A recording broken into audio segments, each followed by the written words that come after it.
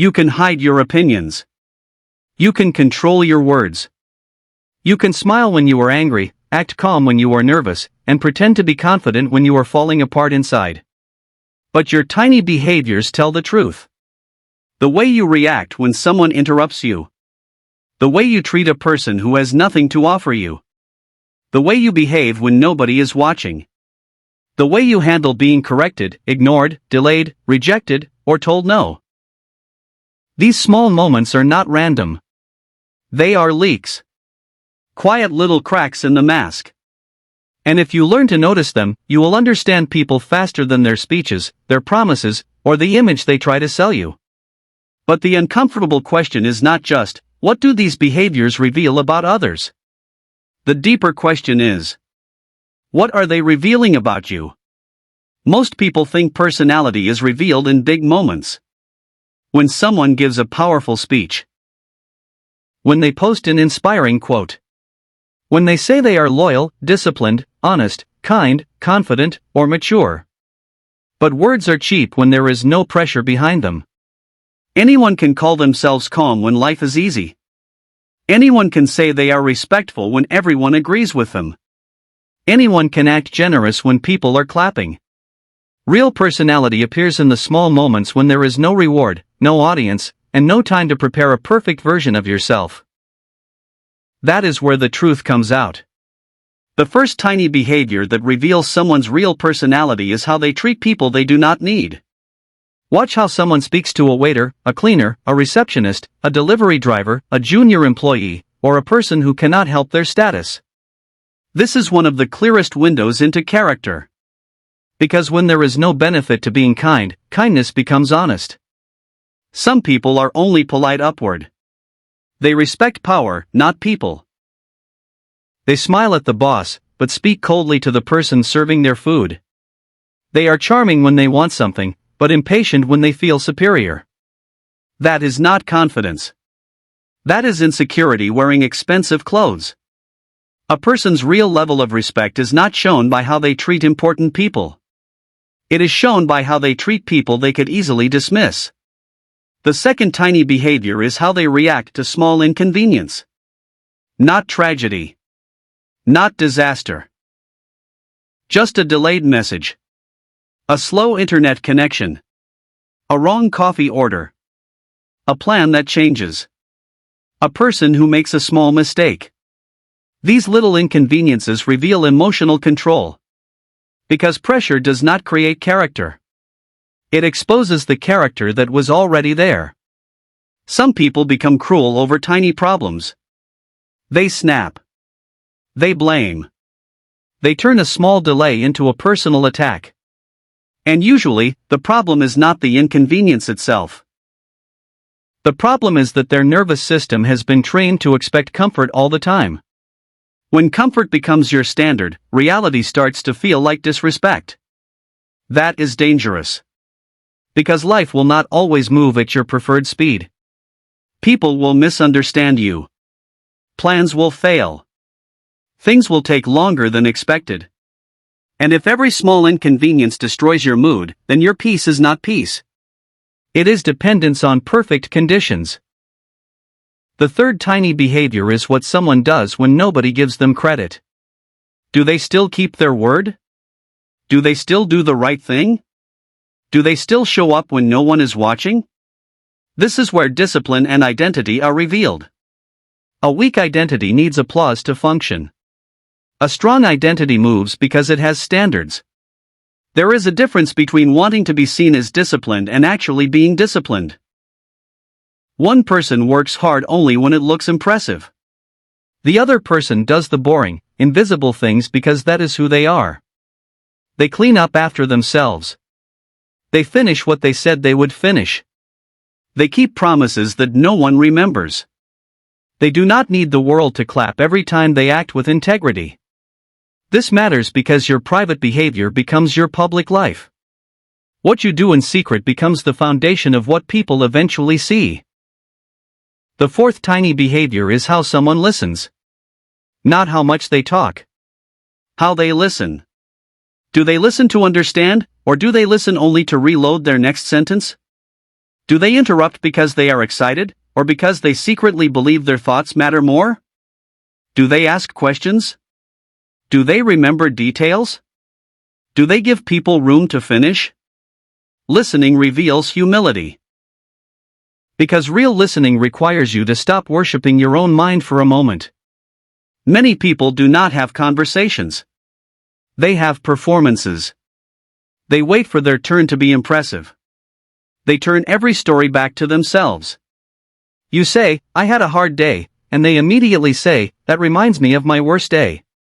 You share a problem, and they rush to give advice before they understand the wound. But emotionally intelligent people know something deeper. Sometimes people do not need a lecture. They need presence. They need to feel that, for a moment, they are not alone inside their own mind. The fifth tiny behavior is how someone responds when they are corrected. This is huge. Because correction touches the ego. And the ego hates being exposed. A mature person can feel the sting of correction and still ask, "Is there truth in this?" An immature person treats correction like humiliation. They defend instantly. They change the subject.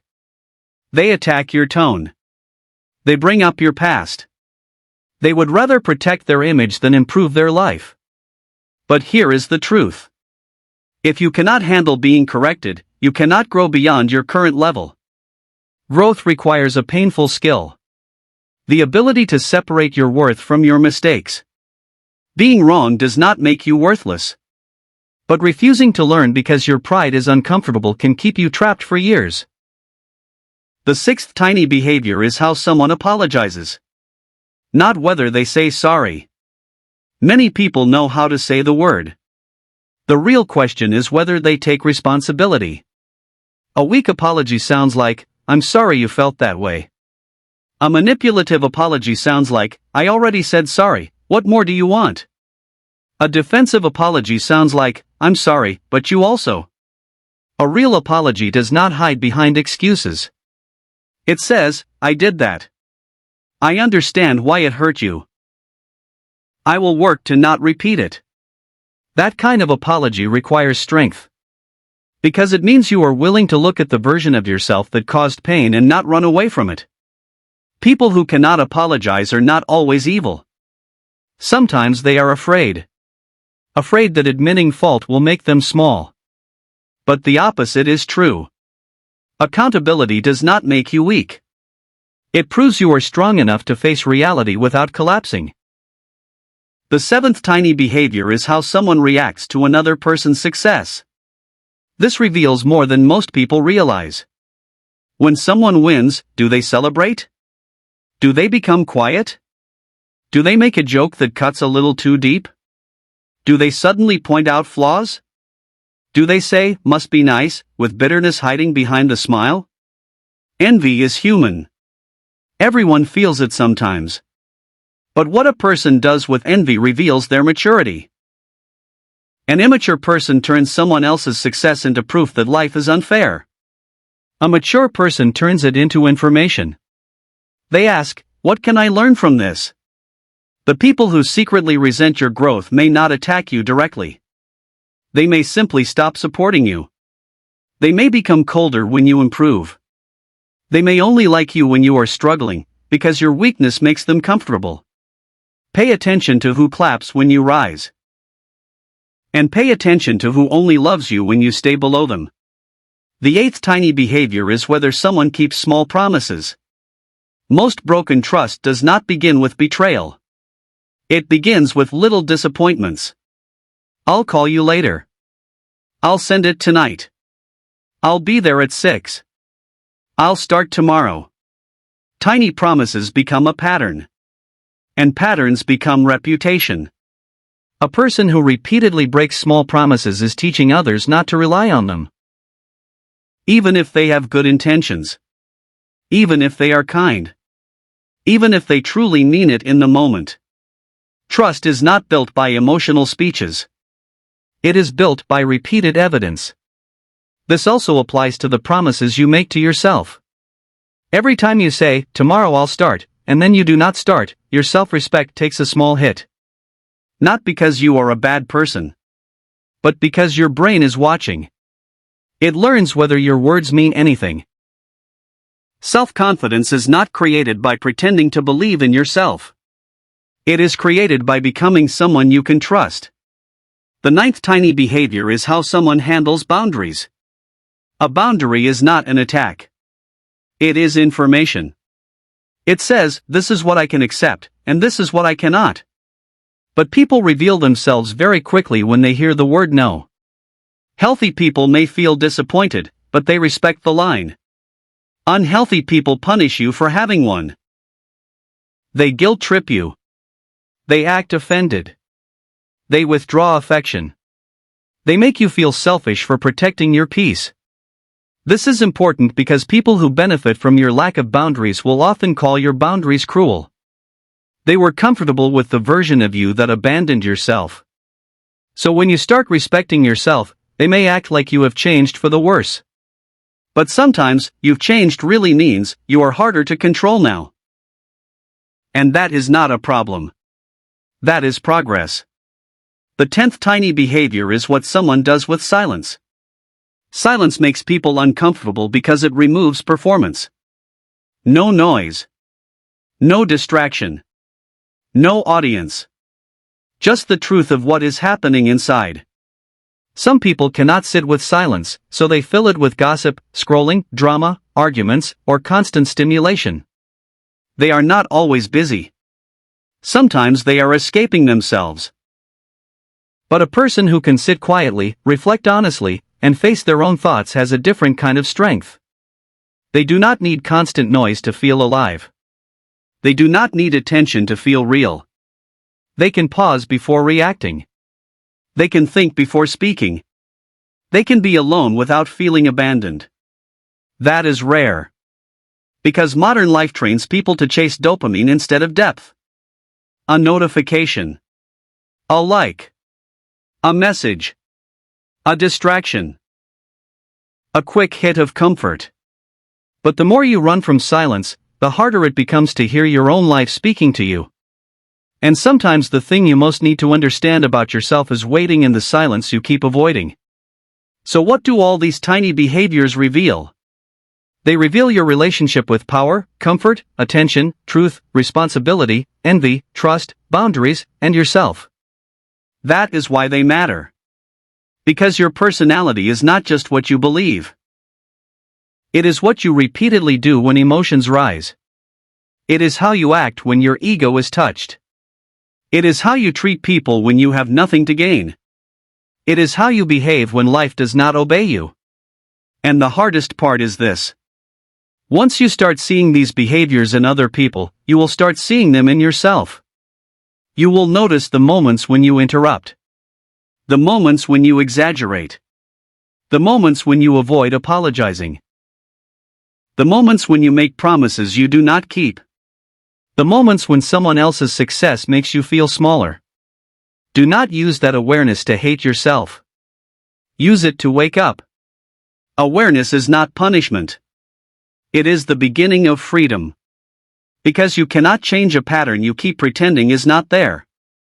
You cannot build self-respect while lying to yourself. And you cannot become emotionally strong while blaming the world for every reaction you refuse to examine. The real goal is not to judge people faster. The real goal is to see clearly. To choose better friends.